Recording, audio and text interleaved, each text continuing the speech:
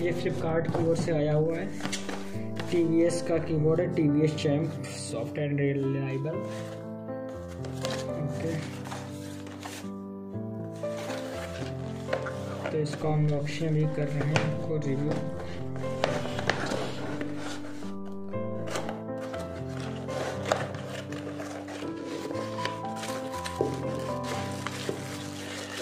ये कीबोर्ड है, ये इसका प्राइस 799 पड़ा हुआ है, बट ये मुझे 429 रुपये का पड़ा हुआ है फ्लिपकार्ट की ओर से। ओके, बाकी ये रहा कीबोर्ड।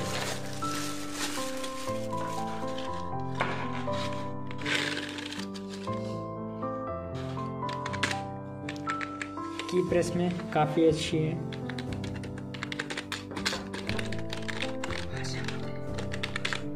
ओके,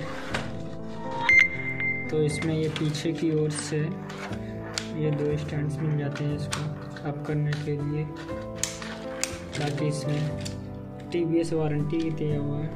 ये इसका डिस्क्रिप्शन दिया हुआ है, कस्टमर केयर का नंबर भी दिया गया है, कोई प्रॉब्लम होने पर कस्टमर केयर पर संपर्क कर सकते हैं। इसके अलावा यहाँ पे TVS का लोगो दिया गया है, यानी मेरी क्लॉक कैप्स लॉक।